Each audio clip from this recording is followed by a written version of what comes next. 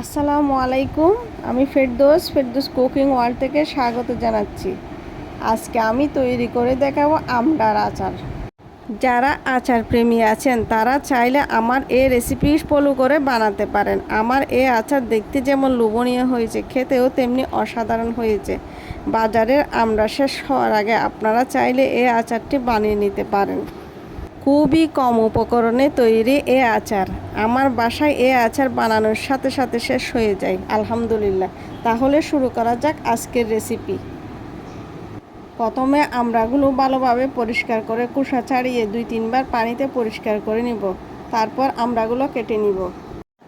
এখন মরিচ গুঁড়ো, ধনিয়া গুঁড়ো, মিক্স মশলা কড়াইতে নিয়ে ভেজে নিব, চুলার আঁচ লো করে দিয়ে।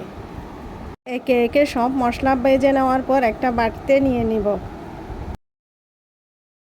অন্য একটা হাঁড়িতে 1/3 কাপ সরিষার তেল দিব এবং তেল গরম হওয়া পর্যন্ত অপেক্ষা করব। তেল গরম হয়ে আসলে তেজপাতা, এলাচ, দারচিনি, আদা কুচি, রসুন কুচি দিয়ে ভালোভাবে নাড়ব।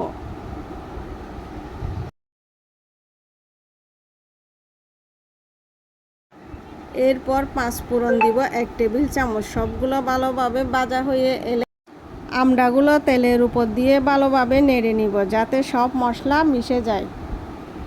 এরপর চুলার আঁচ মিডিয়াম লোতে রেখে ঢাকনা দিয়ে দিব। 10 মিনিট পর ঢাকনা খুলে লবণ দিব পরিমাণ অনুযায়ী, আর শুকনো মরিচ দিব স্বাদ অনুযায়ী। আপনারা চাইলে কম বেশি দিতে পারেন। এরপর একে একে ভেজে রাখা মশলাগুলো দিয়ে দিব।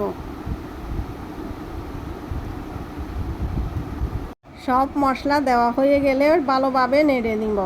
আমি এখানে 1 চা চামচ করে মশলা দিয়েছি, আপনারা চাইলে কম বেশি দিতে পারেন।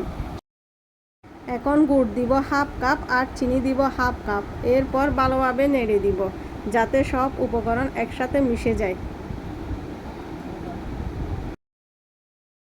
আচারগুলো অনবরত নাড়তে হবে যাতে নিচে মশলাগুলো লেগে না যায়। আচারগুলো ঢাকনা দিয়ে ঢেকে দিব আর মাঝে মাঝে ঢাকনা খুলে নেড়ে দিব যাতে আচারগুলো নিচে লেগে না যায়। 1 টেবিল চামচ তেঁতুলের পেস্ট দিয়েছি আর বিট লবণ দিয়েছি 1 চা চামচ। এরপর 1 প্যাকেট ম্যাজিক মশলা দিব আর ভালোভাবে নেড়ে দিব। এরপর আরও 1/2 কাপ চিনি দিয়ে ভালোভাবে নেড়ে নিব। এরপর সামান্য পানি দিয়ে আচারগুলো ভালোভাবে নেড়ে দিব আর ঢাকনা দিয়ে ঢেকে রাখবো। কিছুক্ষণ পর দেখব আচারগুলো হয়েছে কিনা। এরপর 1/2 কাপ ভিনেগার দিয়ে ভালোভাবে নেড়ে দিব। ভিনেগার দেওয়ার কারণ হচ্ছে আচারগুলো যাতে নষ্ট হয়ে না যায়। তৈরি হয়ে গেল মজাদার স্বাদের টক ঝাল মিষ্টি আমড়ার আচার। আমার আচারটি দেখতে যেমন লোভনীয় হয়েছে, খেতেও অসাধারণ হয়েছে আলহামদুলিল্লাহ। আর এই আচারগুলো ঠান্ডা হওয়ার পর এয়ারটাইট বক্সে করে ফ্রিজের নর্মাল চেম্বারে রেখে দিতে পারবেন যাতে অনেক দিন ধরে খেতে পারেন।